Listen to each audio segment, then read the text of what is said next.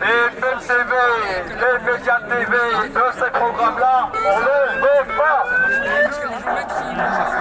Bonjour à toi. Je te filme. Au fait, ta chaîne, elle porte quel nom? Parisien 75. Parisien 75 était sur YouTube? Ok. Parfait.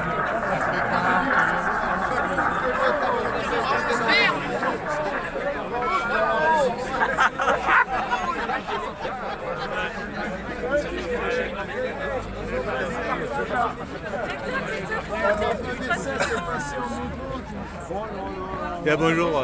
Bonjour, ça va? Ça va. On y va, Mado. Je vais vous quitter là, moi. Salut, tu vas bien? Ah bah ça va bien, là on prépare les listes européennes. Là. Ah, Décidons tu vas nous-mêmes. te présenter alors? Ouais, on présente une liste. Décidons nous-mêmes, démocratie réelle. On fera une élection en primaire, les gens vont choisir leurs candidats. Et ces candidats, ils ont une sorte de mandat impératif, ils doivent suivre la volonté populaire. Voilà, c'est pas eux qui Après, je serais presque tenté de voter parce que ça fait depuis une éternité que je vote plus. Il y a jusqu'au 3 mai pour s'inscrire. D'accord. Ben, bonjour. Ça va? Tu veux participer à l'élection primaire des candidats, le classement dans la liste, voilà.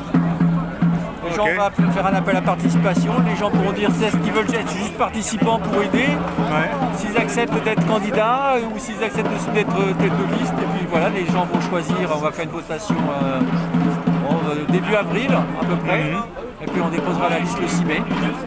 Ah, c'est pas mal ça. Hein? Voilà, avec le référendum d'initiative citoyenne, enfin instaurer la démocratie quoi. On fera le système politique.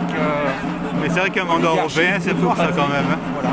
Et après, là, on n'aura sûrement pas des élus, mais c'est pour faire la communication, surtout pour après les municipales. Au municipal, là, il y aura des élus. Il y aura des villages où il y aura des conseillers municipaux, il y aura même des majorités. Et tout ça, c'est même des maires, ça fera des parrainages pour avoir... les candidats pour éventuellement avoir une personne qui se présentera en tant que les président. 500 parrainages pour avoir un candidat présidentiel et porter l'idée du référendum d'initiative, du changement de constitution démocratique. Voilà. Par contre, disons au niveau des élections, quand on joue le jeu des élections, on fait plutôt de la course à haie avec plutôt des boulets aux jambes, non? C'est-à-dire qu'en fait, par exemple, si tu veux être élu président, c'est un peu la croix à la bannière, quoi. Ah bah oui, on va pas arriver, on va pas changer le monde en un an, hein. Ça va prendre du temps. Voilà. Ce qu'il faut, c'est qu'on fasse l'organisation démocratique qu'on va instaurer pour la société. Il faut que nous-mêmes on fasse la démocratie interne, la démocratie démocratique.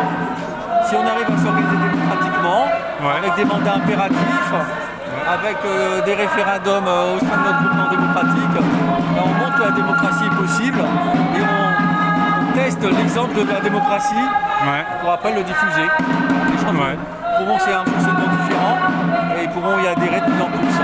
Et après on remplacera petit à petit tous ces politiciens, tous ces partis classiques et on pourra faire une nouvelle constitution où il n'y aura même plus besoin des partis, plus besoin des candidatures, il y aura les référendums d'initiative citoyenne, les assemblées de citoyens tirées au sort, et puis des élus sans candidature pour les mandats impératifs, pour faire juste l'administration quoi. Ça ressemblera un peu à la démocratie grecque où à l'époque, disons, les personnes étaient élues même tirées au sort, certains qui avaient certains mandats. Il y aura du tirage au sort pour les assemblées. Voilà, l'assemblée législative, ce sera de tirage au sort. Là, on a déjà les tirés au sort pour les jurés dans les tribunaux. Voilà, c'est quelque chose à généraliser pour qu'il n'y ait pas toute cette corruption qui peut y avoir. Et Sarkozy, il n'avait pas viré les jurys populaires à un moment? Ça, ils ont tendance à pas en vouloir parce que c'est justement une survivance démocratique. Donc ils n'en veulent pas, ils veulent que ce soit que des gens qui peuvent contrôler une carrière, des gens qui veulent être promus, qui veulent des promotions à la fin de la carrière parce que la retraite, elle dépend des derniers mois ou dernières années. Donc voilà, tandis que des gens tirés au sort, ils sont incontrôlables comme le peuvent être des juges professionnels. Donc voilà, il faut remettre du tirage au sort pour éviter la corruption. Et après, le sort, disons, organisé par le pouvoir, ce serait une sorte de sort un peu truqué. Il sort avec des pipés, quoi. On va tirer au sort. Non, le tirage au sort, c'est parmi les citoyens. Comme là, actuellement, les jurés d'assises, ils sont tirés au sort parmi les listes électorales, donc c'est parmi les citoyens. Et là, par exemple, j'ai lu récemment qu'il y avait des panneaux à Paris pour disons, un truc démocratique pour les vélos ou je sais pas trop quoi, les voitures. Il y a eu le panneau là. Je sais pas. Il donnait l'impression qu'on pouvait voter à Paris pour choisir pour les voitures. Anne Hidalgo, la mairesse de Paris, elle avait fait une sorte de pseudo-référendum pour les trottinettes. Ouais. Mais pourquoi elle a fait ça? Parce qu'elle savait quel serait le résultat. Voilà, elle voulait pas s'embêter avec les opposants. Elle voulait voter un truc dont elle sait le résultat. Il y avait quoi que 7% de participation. Bon, bah c'est. En fait, le problème, c'est que moi j'habite à Paris, mais je n'étais pas au courant de ce machin-là, quoi. Ah, bah si, moi j'ai été voté, mais comme ça, un peu. Salut, ça va? Salut, tu vas bien? Bien. Salut, Jérôme. Un référendum pour qu'il soit démocratique, déjà, ce qui est l'initiative citoyenne. Là, c'était un référendum d'initiative Hidalgo. Un RIH. RIH, ouais. Quand c'est le chef qui décide du référendum, la question, etc. Ah, ça peut être long. Ouais. Il y a encore, comment ça s'appelle, Yael Brand-Pivet, elle disait qu'elle est partisane des référendums, là, la macronienne. Bon, alors qu'avant, elle disait que c'était les élus qui devaient décider. Bon. C'est vrai que macronien, ça ressemble un peu à une insulte à l'oreille. Ils parlent d'un référendum, par exemple, pour le service national universel. Ah. Mais c'est-à-dire qu'ils choisissent leur thème. Ils ne vont pas dire sur les retraites. Les retraites, il y a eu 70% des Français qui étaient contre, et les manifs, mais là, pas de référendum. Donc en fait, service universel, et tu vas où après quand tu es à ton service, tu vas directement te battre, c'est ça? Non, je sais pas ce qu'ils veulent en faire, mais bon, c'est une sorte de gadget, quoi. Ils vont faire un référendum sur un truc dont ils s'en foutent. Tandis que les retraites, avec les milliards qu'il y a derrière, tout ça, bah ça les intéresse. Mais après, ils voulaient montrer son pouvoir. Voilà. Ouais. Donc il faut l'initiative citoyenne. Comme on l'a parti en Suisse. Oui. C'est insuffisant, mais au moins, pour les retraites, ils vont décider de l'âge même, etc. Ouais, c'est vrai que j'avais essayé de chercher, disons, pour voir, disons, quel était, disons, le pays qui avait une sorte de constitution pseudo-démocratique. Et je me suis dit que ça ressemblait un peu à la démocratie la Suisse. Mais bon, c'est pas TikTok quand même. La Suisse est le pays le plus démocratique. La moitié des référendums qu'il y a sur la planète, ils sont en Suisse. Ils ont tous les 3 mois des référendums. À peu près une trentaine, il y a à peu près une dizaine de référendums fédéraux, nationaux, une dizaine de référendums cantonaux, donc les régions, et puis une dizaine aussi à peu près de communaux, de municipalités. Mais après, il y a quand même plein d'obstacles pour que ce ne soit pas trop démocratique. Alors c'est vrai que... Il y a des partis politiques qui peuvent être financés par les firmes. Par exemple, une des banques suisses, elle finance le parti de centre droit le plus puissant. Il y a aussi, il existe le vote par correspondance, qui est interdit en France depuis 1975 parce qu'il est trop sujet à faire de la triche. Donc il y a pas d'inflation aussi pour la démocratie. Alors par contre, il y a un truc que je comprends pas, pourquoi Macron il a été élu avec 66% des voix au début, la première fois quoi. Parce que tu vois, c'est quand même un nombre symbolique, 66, disons le nombre de la bête quoi. Oui, mais après les 66%, ils comptent pas les votes blancs, ils comptent pas les votes nuls. Il y a toutes les abstentions, il y a 3 millions aussi de non-inscrits. Donc en fait, il a été élu toujours par une minorité des Français majeurs. On peut considérer qu'il y avait une chance sur 20 ou 30 qu'il tombe sur ce résultat-là. On a l'impression que ce résultat-là était volontairement choisi, tu vois.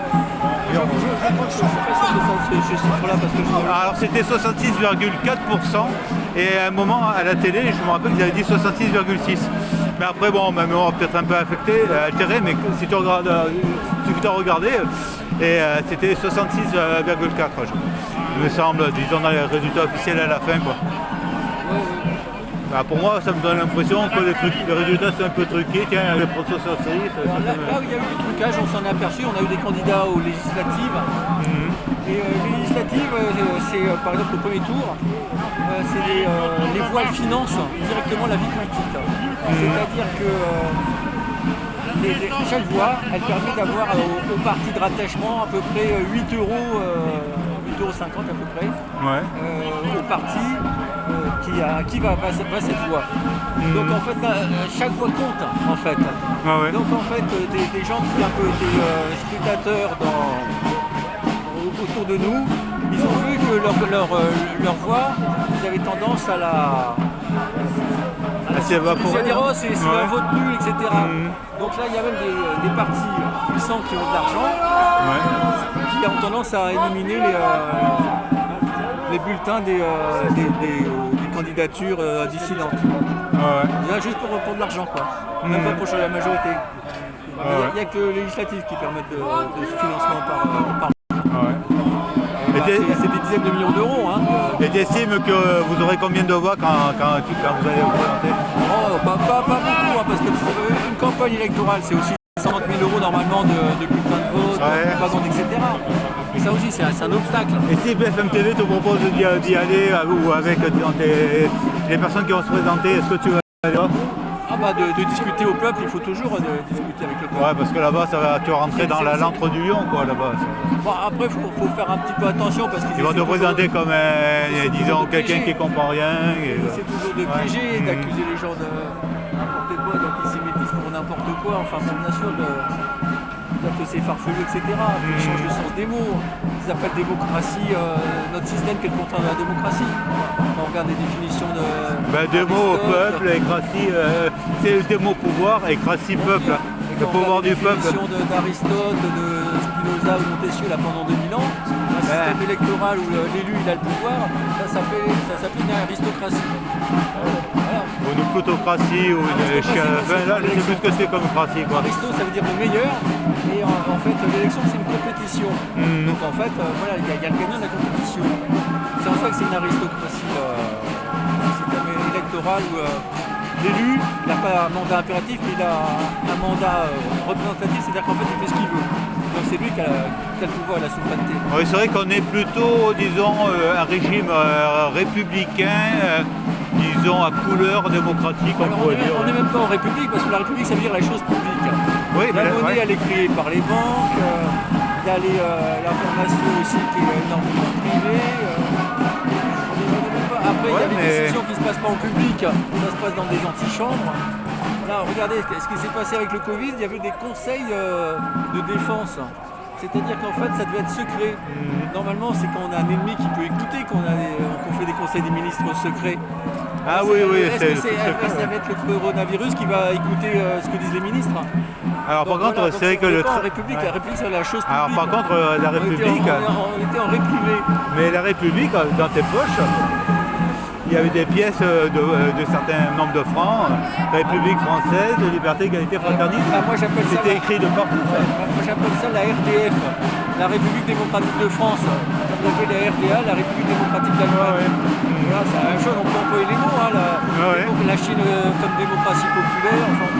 Ouais, la République aussi d'autres pays en Afrique. Je ne montrerai pas ici. C'est l'usurpation, c'est une voyoucratie qui ment et qui fait une norme. Ouais, a priori, je crois que c'est le terme chose, une chose publique dans le jugement, je crois. Ouais. Quand les décisions ne se passent pas dans des chambres mais dans des antichambres, c'est pas public. C'est de l'arrêt privé. Voilà. On est dans l'arrêt privé et pas l'arrêt RAIE. C'est écrit autrement. Là, il y a